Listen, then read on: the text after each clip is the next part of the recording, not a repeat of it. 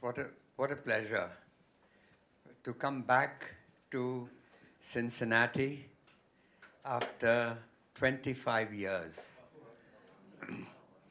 And I have wonderful memories of P&G. And I'll also talk to you today about why at 50 I left P&G and how I joined P&G. And so I have to thank John Pepper for putting the idea into my head. He said, I told him that I was going to give lectures at Stanford and Harvard. He says, perfect, we are right in the middle. you just hop off the plane in the middle and then carry on. So now, one of the reasons why I'm here is because I've written a memoir called Another Sort of Freedom. And also, what I'm lecturing at Harvard is another book I've written called The Dilemma of an Indian Liberal. But we'll talk more from the memoir, which has P&G also in it. And so what is this other sort of freedom? Well, maybe the best way to illustrate that is to read the dedication. The book is dedicated. I got the idea of the dedication from the French writer Stendhal, who dedicated The Red and the Black, his famous book, to the happy few.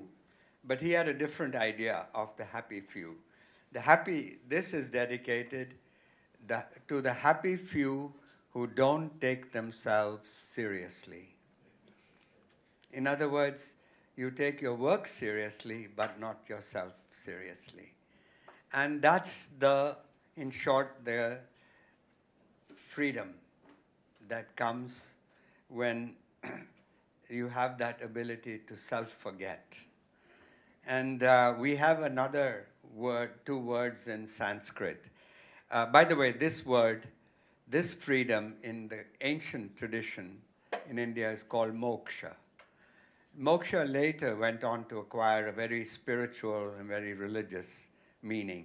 But I've gone back to the original meaning, which just means to be free. The other two Sanskrit words I might as well tell you are laghima and lila. Laghima means lightness. And the fellow who invented yoga, Patanjali, says that if you practice yoga, you become freer, you become lighter, and you can live lightly. And lila is a word that means divine play. It means the fact that it's teaching us that the gods actually play. They have Shiva, he's dancing the world.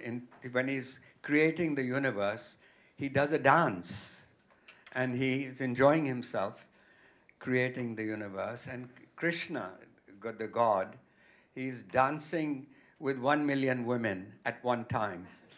So these are our playful gods. And the idea, of course, is that, look, if the gods can play, why shouldn't the humans play? And this idea of freedom comes with the words, living lightly, and taking this message from the gods of divine play. Now, while I was writing this memoir, I discovered there's a difference between an autobiography and a memoir. The difference is the autobiography is a simple chronological sort of recording of events. I was born here, I went to school here, I got married there, and and this is where I'm going to die. But a memoir tries to connect dots in your life and to discover that there's some theme in your life. And when you connect those dots, you actually learn about yourself. I didn't know so much about myself until actually I wrote this book. I wrote it during the COVID years, and I must say, post-COVID, I seem to know more about myself than I did before COVID. And in fact, a memoir requires you to remember your life. And the memory, and it requires you to relive your life. And I've discovered that reliving your life is actually better than living it. And why? Because you are selecting. You're playing God. You're selecting events from your life. You don't want to tell the reader, and I had dinner this day. You know, they're more, you want it to be interesting. Who wants to bore other people? And so you select, but you have to be careful when you select. The temptation is to want to look good. We all want to look good. But if you succumb to that temptation and fill every page with how good you are, people are going to say, oh my God, he's a pompous ass. I don't need to read him. Or you can make the opposite mistake, which is to put all the bad things happening to you, and then say, oh my God, the people will say, he's a loser. Why should I read him? So it's best to be yourself, mix the good with the bad, and tell a story which will entertain as well as tell the reader something new.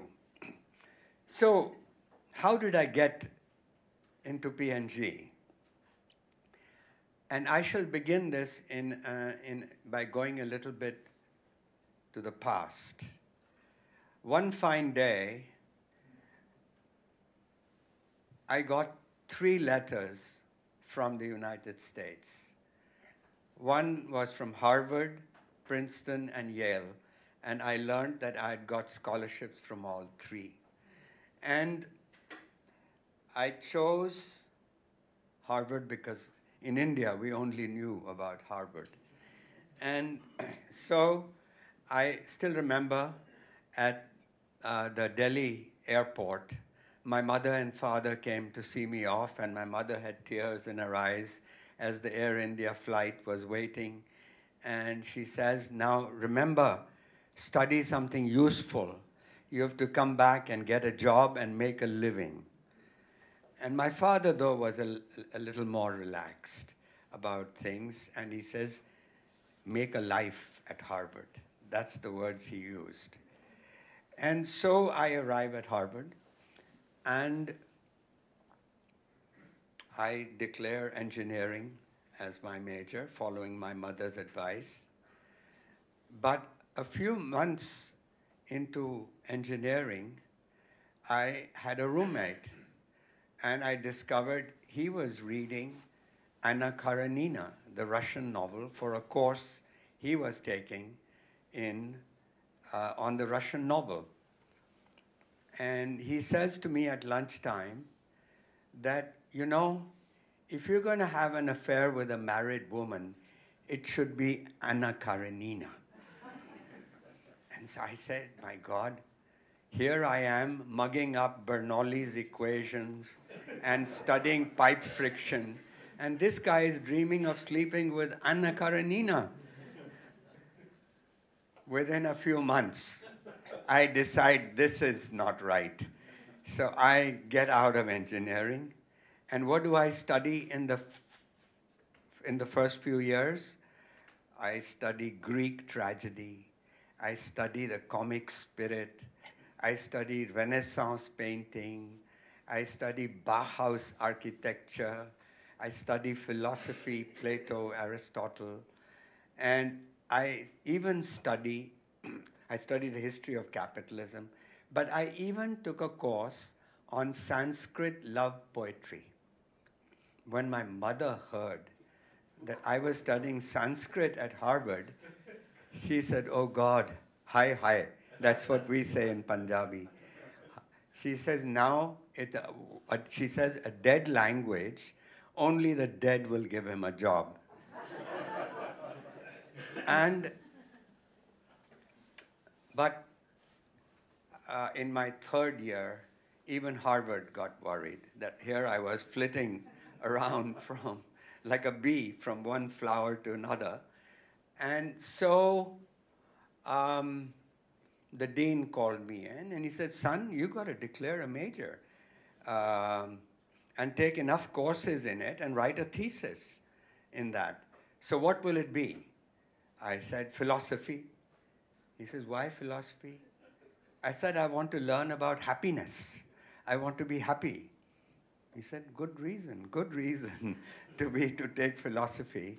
Anyway, that's what I did. I got a degree in philosophy. I was lucky to study under a man called John Rawls, who went on to become, a leading political and moral philosopher of the 20th century. Anyway, so when I graduated, I got a scholarship to go to Oxford to do a PhD in philosophy. And I was home at visiting with my parents in Chandigarh, in Punjab, in India. And I asked myself one day, do I really want to spend the rest of my life at that stratosphere of abstract thought? No. I want a life of action. So I didn't know what that life of action was, but I chickened out and I wrote to Oxford that I'm not coming. And of course, when my mother discovered it, her worst nightmare came true. She had a grown-up son, idle, at home. And we had a nosy neighbor who used to come and have coffee with my mother in the mornings. And she'd always ask, "Thoda munda ki kar raha hai? What is your son doing?" And she would get very embarrassed and say, "I don't know." And I saw this embarrassment on her face. And so I didn't want to cause her more embarrassment. So I answered the first ad in the newspaper I found, and it was a company that made Vicks Vapor Rub. And I didn't know anything about business. And so, but they hired me, a trainee, and I didn't even know what a trainee was. And the first, well, first let me tell you what happened at the interview. So here I am, and the interviewer was going to be my boss, and he asked me, "What is your objective in life?" And I said, "Happiness." And he said, no, I meant, do you want to do production, manufacturing, finance, marketing? What would you like to do? And just then, a beautiful woman walks in with a tray of tea and coffee and biscuits. And this is probably his secretary, and she places it on the table. And I keep looking at her. And then she goes out, and I'm still looking at the door, and he says, it reminds me that this is an interview now. So he said, yeah, you want happiness. So what is your idea of happiness? I said, a beautiful woman. So this guy says, I don't know what he thought, but he realized these were wrong answers that I was giving. And I also got the impression very quickly that I was giving wrong answers. But for some reason, the company hired me. And so I arrive on the first day at Vicks headquarters in Mumbai. And I'm part, this trainee begins with sales training. So I'm reporting to the sales manager. And the sales manager gives a little pep talk to us. And he says, you know, you're going to travel as a traveling salesman. You should know the names and the phone numbers of all your distributors. You should memorize them. And then he says, um, you should know you're going to go by train, and so you'll know what you should memorize the timetable of the railways to the cities that you are going. So I raised my hand. I said, why do we have to memorize it? We can look it up. And he didn't like that question, being questioned. Anyway, the end result is, as a result of some other things I must have said, the end of the day, this guy, the sales manager, decided that I wasn't, that the company had made a mistake. And so he went and told me that, no, it's not going to work out. You know, I think we made a mistake. And so tomorrow, you know, we'll give you a month's salary and a ticket to go home. And but so here I was all prepared to go home the next day when the sales manager's boss calls me in and he says, there's been a mistake. You're not fired. And so he must have had a different idea on someone asking questions. And this guy's main reason was that this guy, his justification for firing me was that I was asking too many questions. Now, you know, I was used to being an undergraduate in philosophy, and you only ask questions. So I wasn't used to the culture of a business where you don't ask questions, apparently, at least not in our company. This was VIX. And anyway, so I was rehired the next day. And I'm still trying to get to P&G. And, but to understand why I was behaving the way I was, both at the interview as well as on the first day of the job, I think we should press the reverse button, and I'll go back further to when I was a child. And this is, my mother kept a diary, and that's really the source of a lot of information. I appear on page 17 for the first time, and I'm 3 months old, and she's saying, this is a restless baby. This is a restless baby. In other words, I wasn't sleeping, I wasn't eating, I was crying at night, keeping people awake at night. Then the next year, in her diary, she's recording, from a restless baby, I've become a difficult child. So she says, a difficult child. Then the following year, in her diary, I've become a troublemaker. So you see where I'm going. And they give me the name Ashok Kumar. Ashok Kumar means the Prince of Happiness, which is a nice enough name.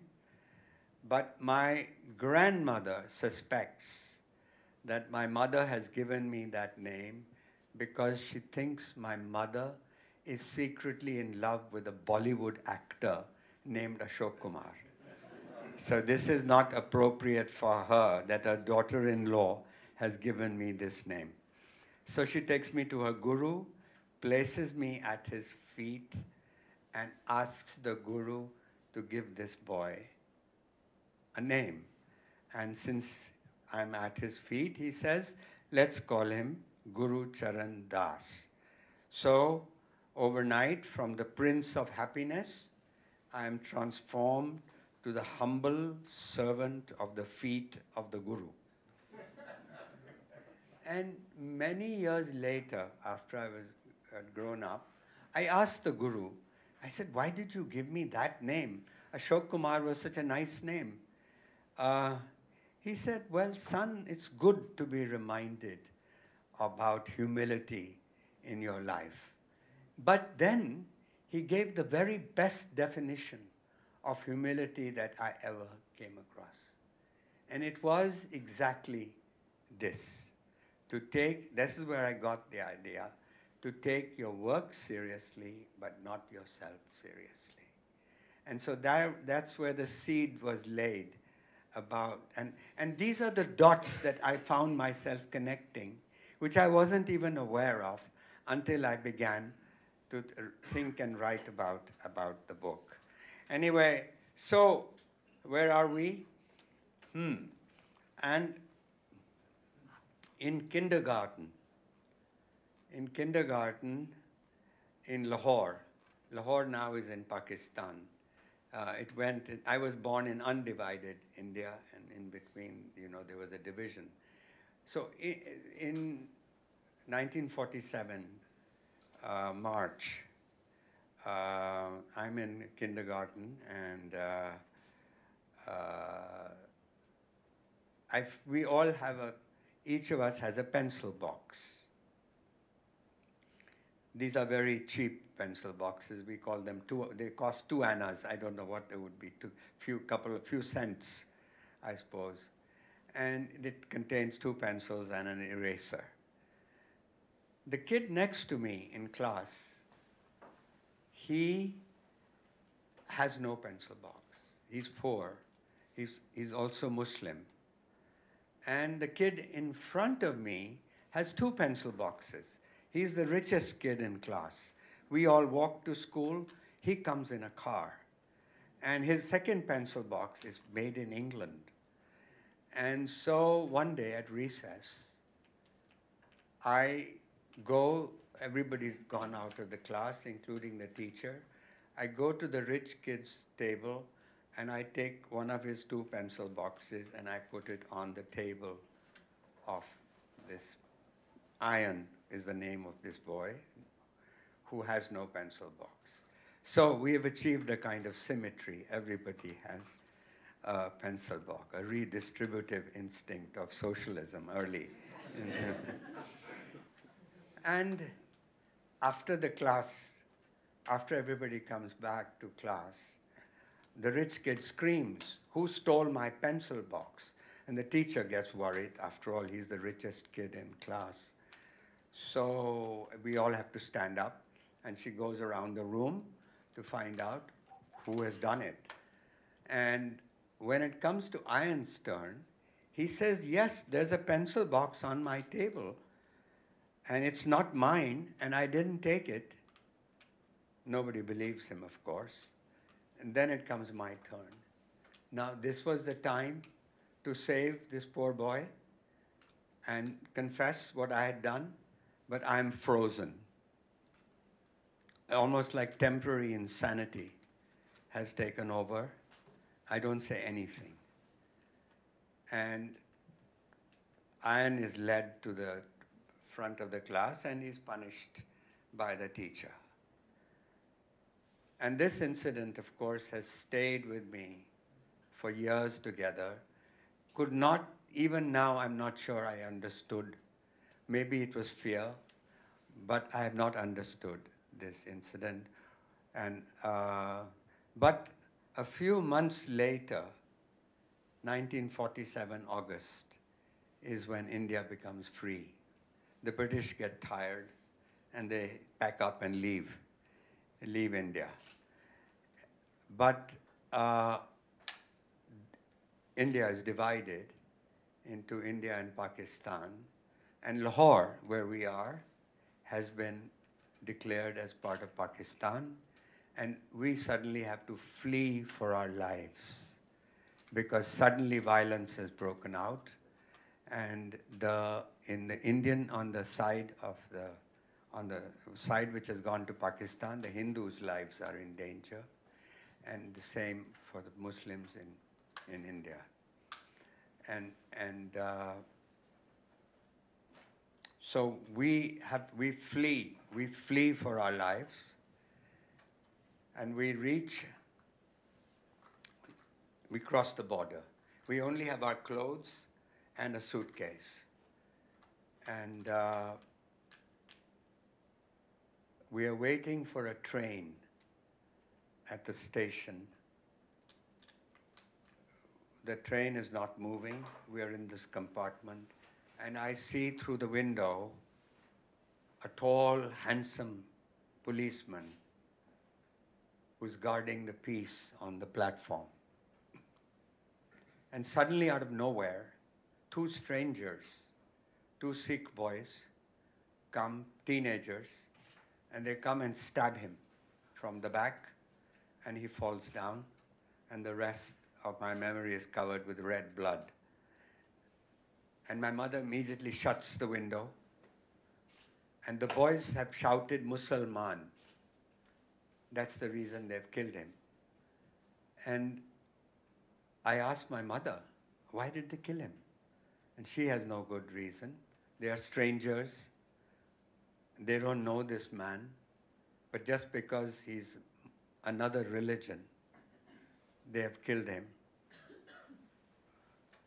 And the same, I connect this story with the pencil box story because in one case, it was temporary insanity of one individual. Here, it's a nation has gone temporarily insane, or at least the state of Punjab, where all this violence takes place. And 500,000 people kill each other. 20 million are rendered homeless. And frankly, I think it's the same and after that, I've always had a suspicion of religion in public life. Religion is not. In fact, today at lunchtime, John was reading something and reminding me of that. So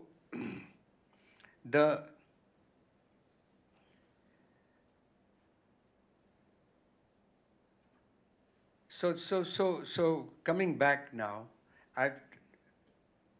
coming back to VIX, and I have joined VIX, and I go through the training. I want to become a brand manager, and then I start climbing up, becoming a marketing manager, and eventually I became the head of the company. One year, there was a flu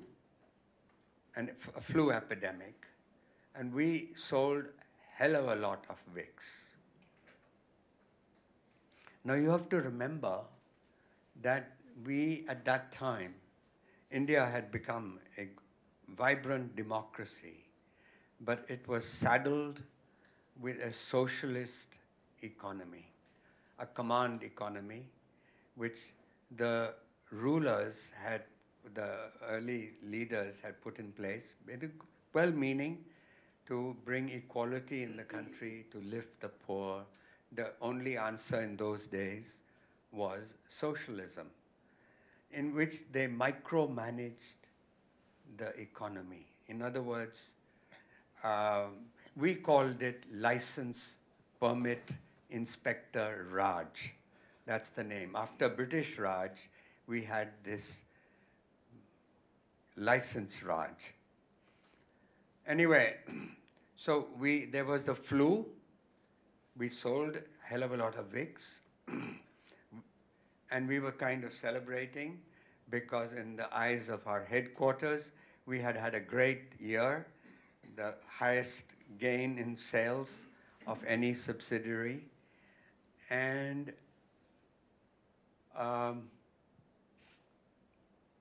but we got a summons from the government. And the lawyers brought this to me, and the summons said that we had broken the law. And what was the law? That our license said you can produce so many tons of Vicks Vapor Rub per year. And we had exceeded it by 30% or what. In fact, we'd run the factory 3 shifts, and we thought we had done a good job keeping the shelves of the pharmacies and chemist shops stocked with Vicks during a flu. Anyway, I go to Delhi, and in Delhi, the officer is a joint secretary. And he, first of all, and I have 2 lawyers with me, and they make us wait for, he makes us wait for 2 hours. Then we are ushered into his office, and he's reading the newspaper. And he keeps, while we sit down, and we keep waiting for him to stop, but he keeps reading the newspaper. After a few minutes, he puts the paper down, and he says, "Kya?" Meaning what? And I said, "Sir, aap bataiye kya? You tell me what? You've called us here." He says, "No, I haven't read your file. Tell me what it is." So I showed him the summons, and he looked at, he read it, and he said, "So you've broken the law?" And I explained to him that what had happened, that we thought we had done a good job in a flu, and we brought millions of families relief from the epidemic. And he said, "But you broke the law." And I said, "Yeah, technically we did break the law." And then he was probably an old Marxist type. He says, "You guys in the private sector are all crooks." And in fact, especially in multinational companies. That's why East India Company, we lost our freedom because of multinational companies. And and he says, "I'm going to make an example of your company to the whole business community that you've got to obey the law." And then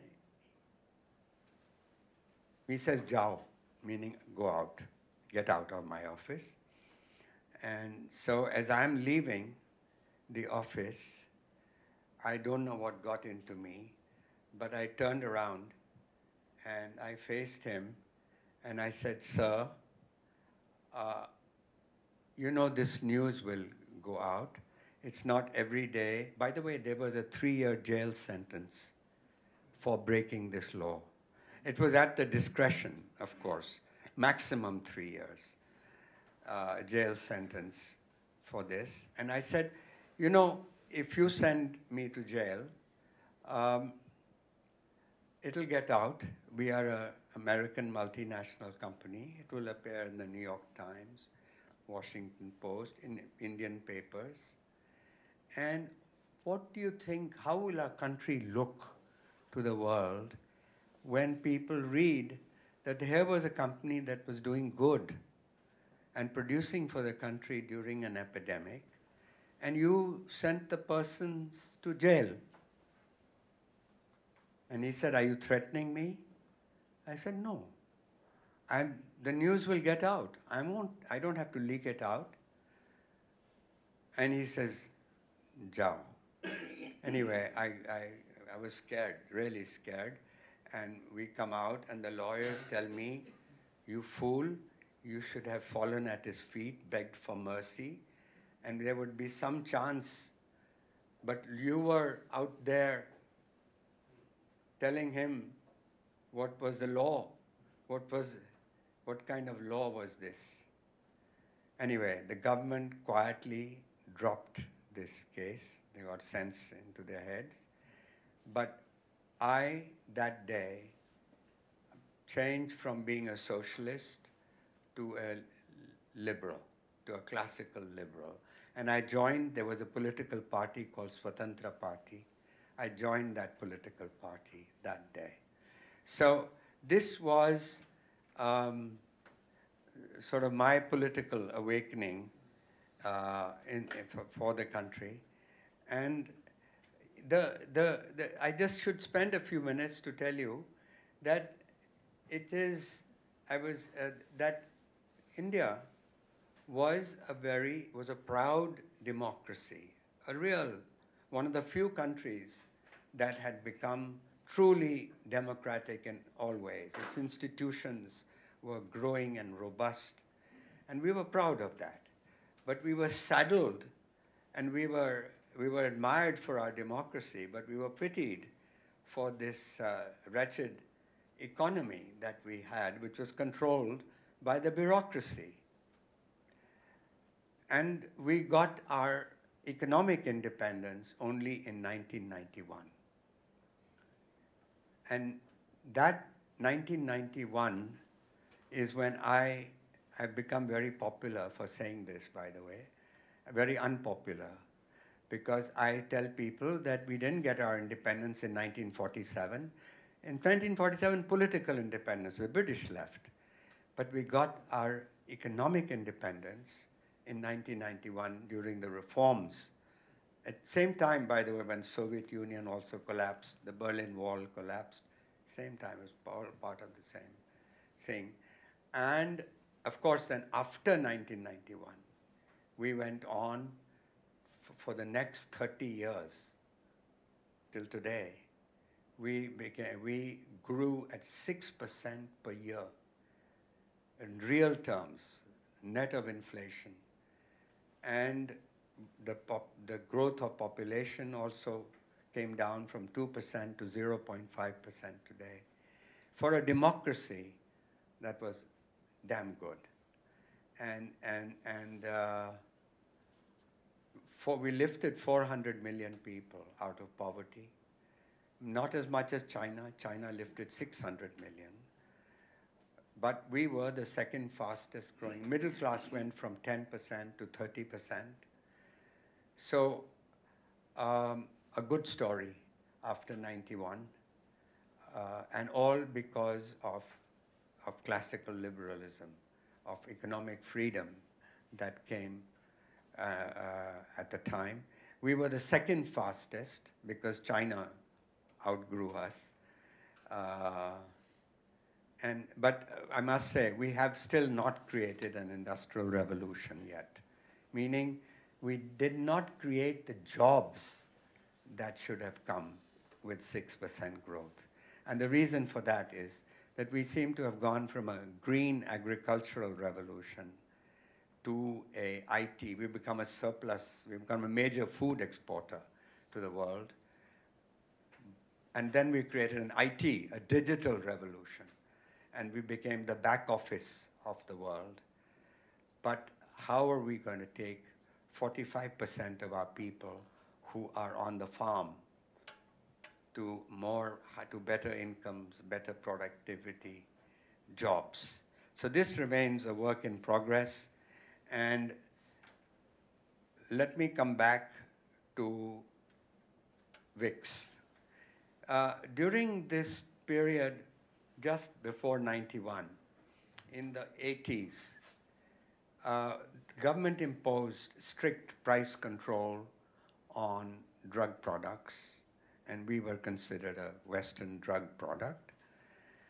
And it was so severe. This is the command economy I'm talking about, the license Raj economy.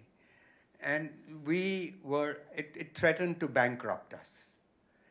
In fact, the more we sold, the more money we would lose.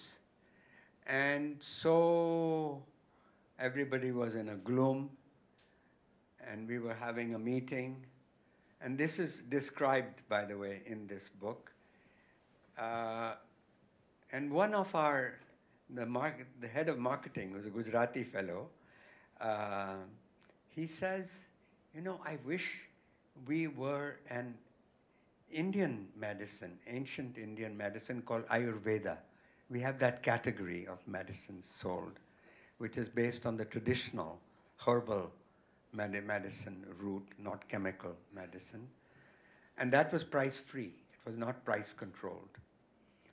So he said, I wish we had been that, because we wouldn't be in this mess today. And the R&D guy says, we should check it out. because a lot of our Vicks product, I mean the Vicks, is natural, menthol, eucalyptus, and so on. And so the sales guy says, let me go and check in the market whether the products of Ayurveda are actually price free or price controlled, but also whether they are allowed to be sold outside of chemist shops. You know, they're just not limited to chemist shops. So everybody went out of the office and we convened in the evening and everybody had smiling faces because the R&D guy reported, yes, Vicks, he had looked at this 2,000-year-old formulary of this ancient Indian medicine and every ingredient of Vicks fitted in. And then, secondly, we found out that yes, Ayurvedic medicine was not under any price control. And then we found out that it was not even limited to drugstores. You could sell it at every street corner. So we got active, we applied, and the government regulator practically fell off his chair when he saw our application. He knew exactly what we were doing, but he couldn't do anything because it was all completely lawful. And yet it suddenly 100-year-old American product is being asked to become a 2,000-year-old Indian medicine. This is too bizarre for him also. Anyway, he couldn't do anything. So overnight, that's what happened. And within a month, the stores were filled with this Ayurvedic Vicks. And as a result, we also, our sales had been limited to 60,000 drugstores. And now suddenly, within 6 months, we were in 1.5 million. Every street corner, they could sell Ayurvedic Vicks. So you can imagine what happened to our sales. The stock, we were on the quoted company on the stock exchange, Bombay Stock Exchange. Our price went from 20 rupees to 400 rupees.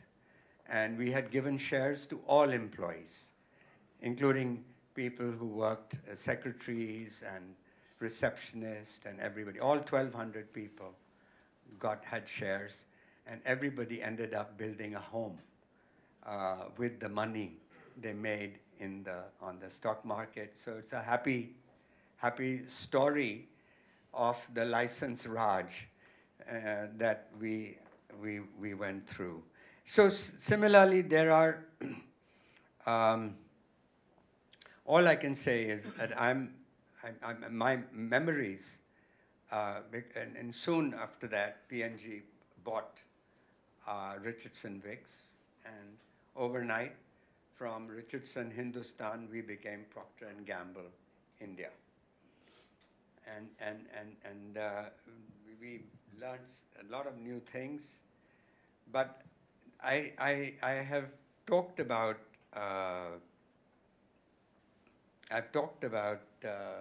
So let me continue the story. So we become P&G India, and we are beginning to think now how to introduce detergents, and and sanitary napkins and other products.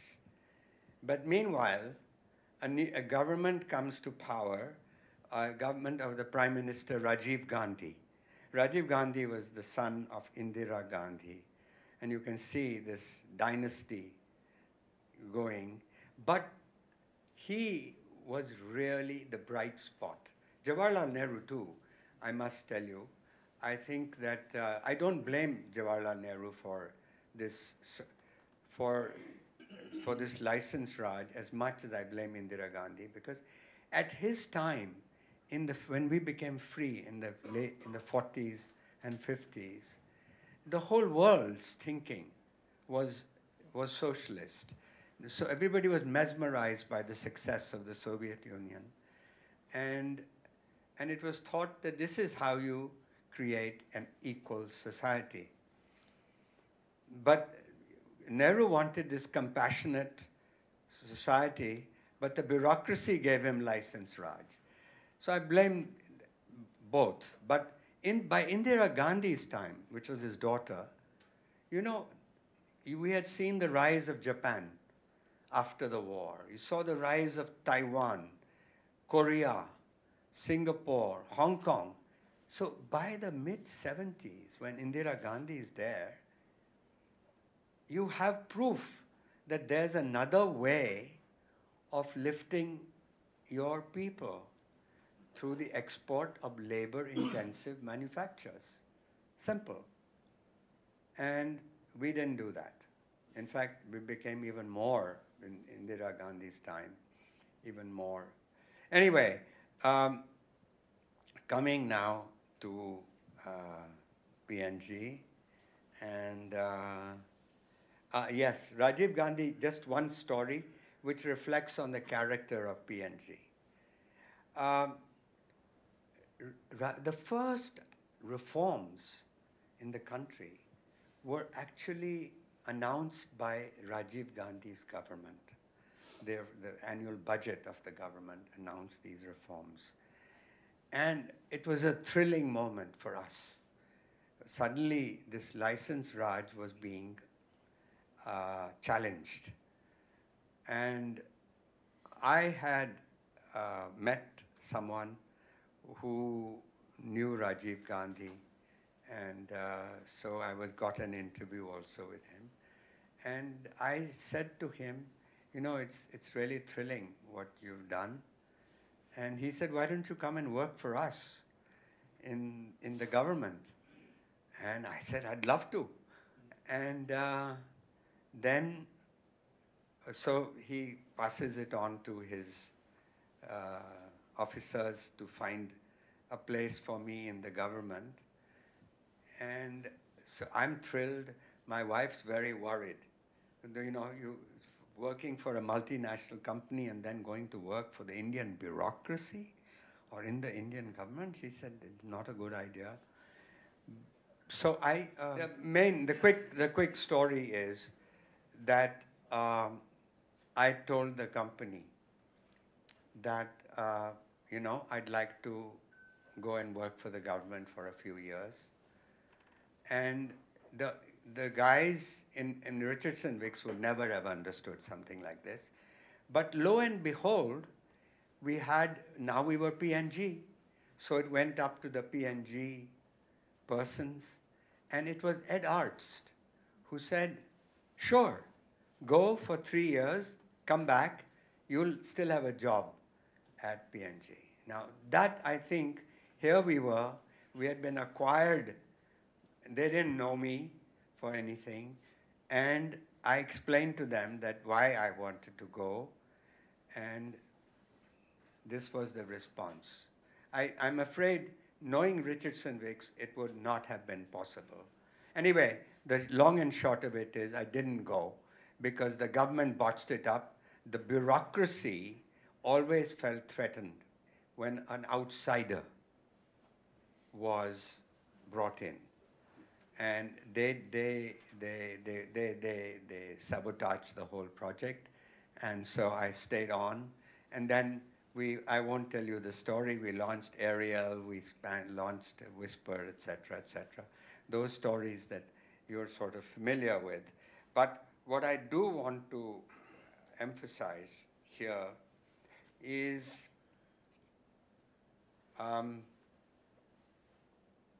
yeah. And then the company decided, and I was happy because I'd worked for 12 years now as the head of P&G India. And I also felt I needed something new to do. And the company also felt that, you know, maybe we can use him in a different capacity and groom him for more responsibility. And so they sent me to Cincinnati headquarters. And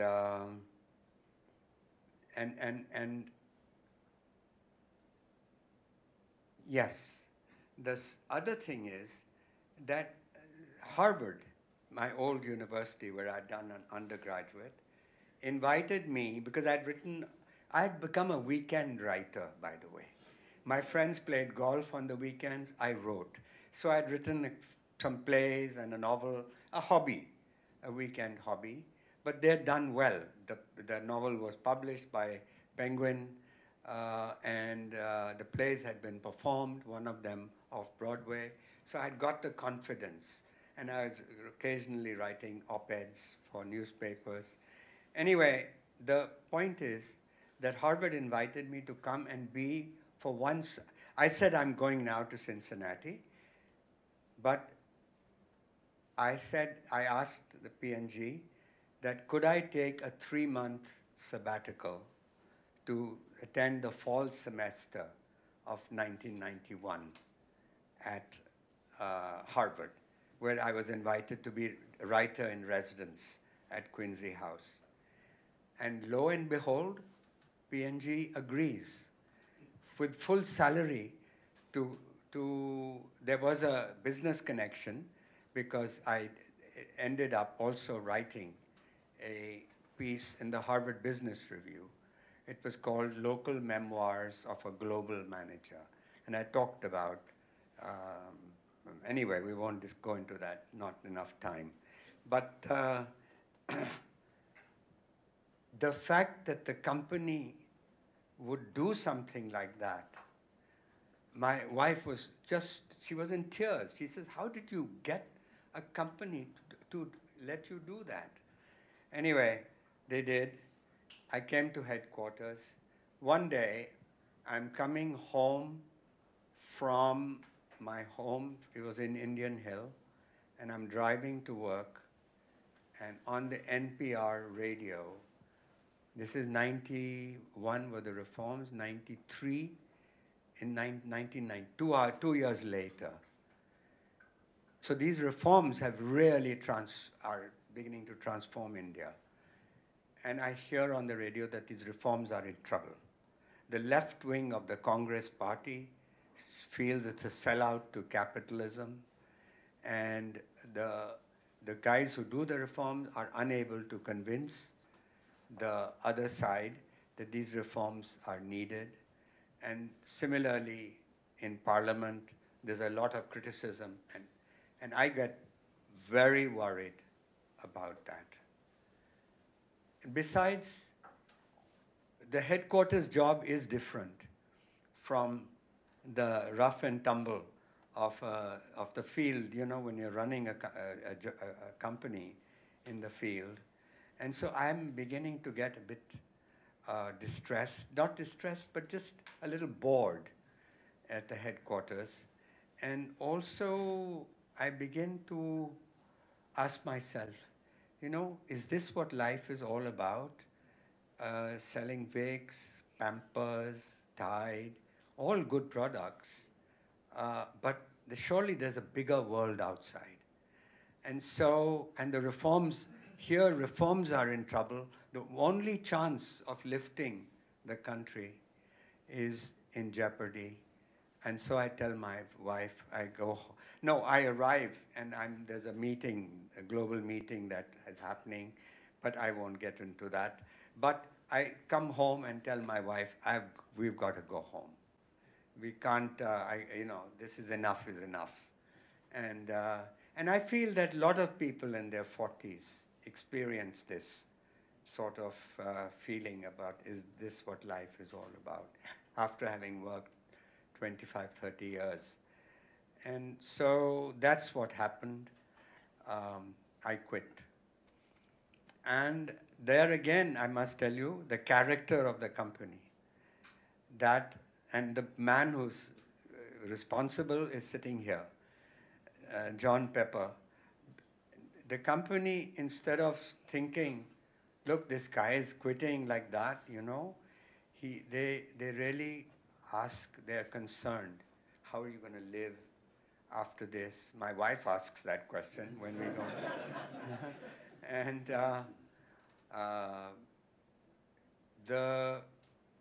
so they gave me early retirement at 50.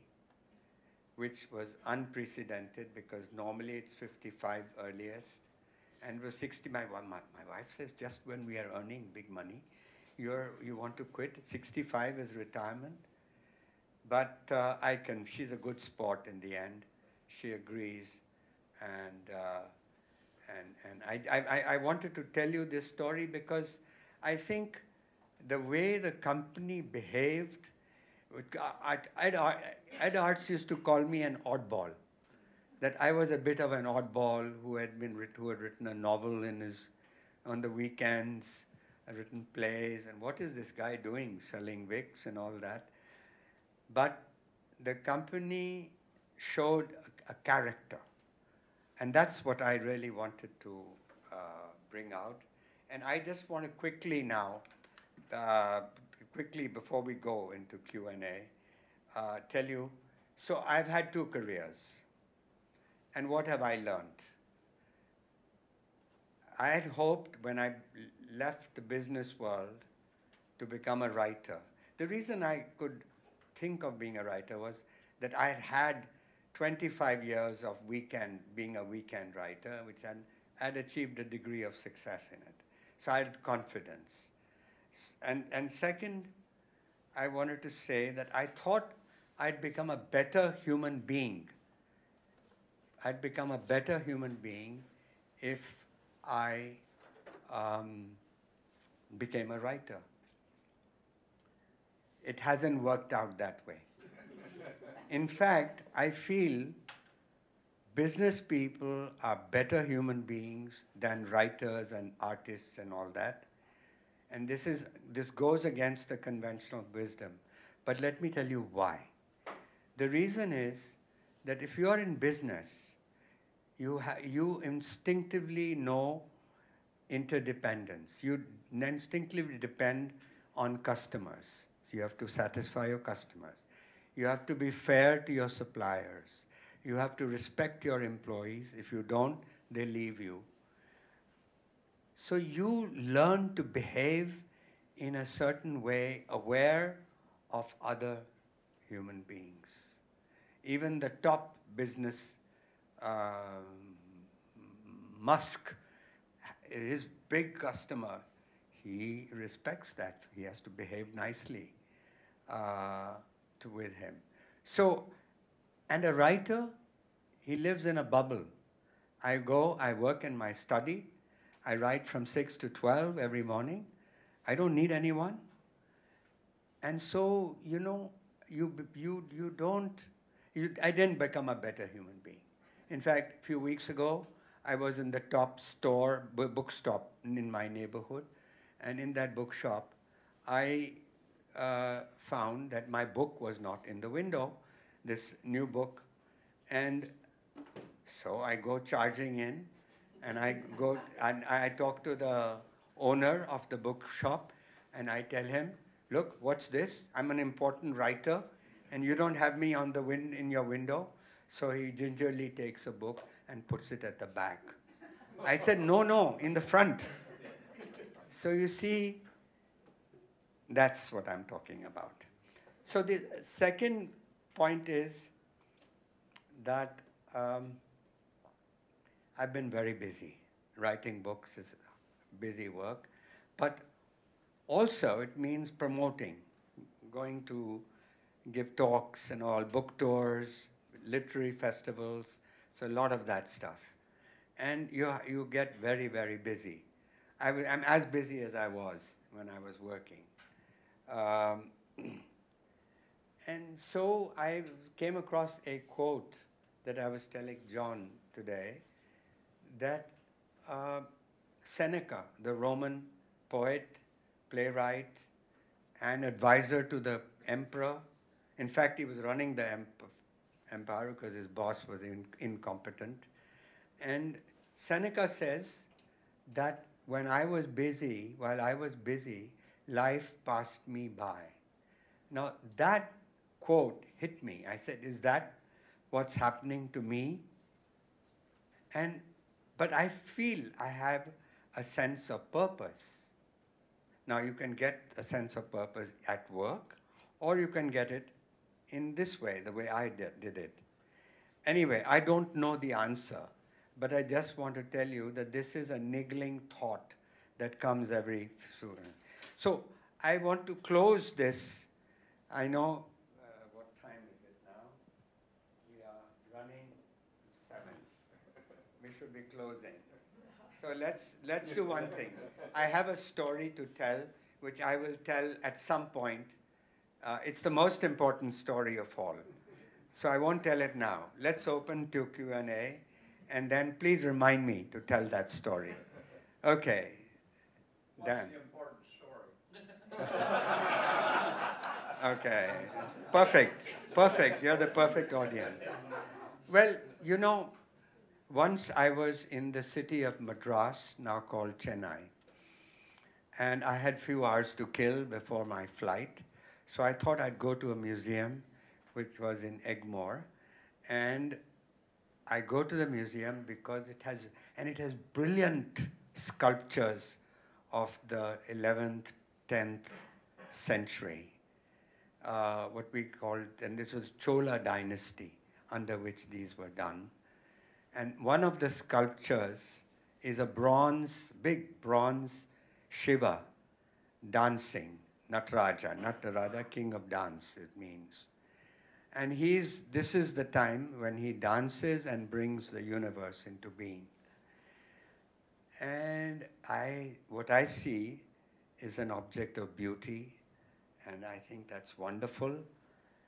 But a woman, so she's behind me, and I go to the side, and she goes and places a vermilion tika on the statue. And I'm horrified. I said, doesn't she know? This is a museum, it's not a temple. And she's put that because for her, it's a holy experience.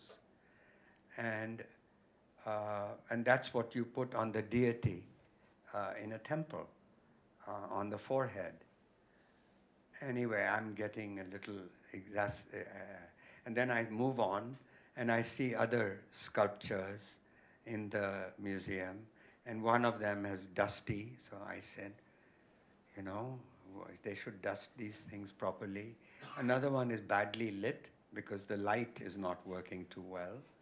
So here in my niggly mind, I am that's my experience. And I come back, and the woman is still there. Only now, she has put a flower, a marigold flower, on the feet of this dancing Shiva. And suddenly I realize that look at me. What I see is an object of beauty in my secular mind. What she's seeing is eternity. She's seeing the universe being created. And who has the bigger experience, she or I? And it's such a humbling thought that suddenly I realize that I have become a true liberal, meaning a person and I'm an agnostic, an atheist, and she's a believer. And my ability to appreciate, admire a person with the opposite viewpoint, that is a sign of a true liberal. The tolerance, the open-mindedness. And so I feel actually quite good about myself that I have finally become a true liberal. So that's my story.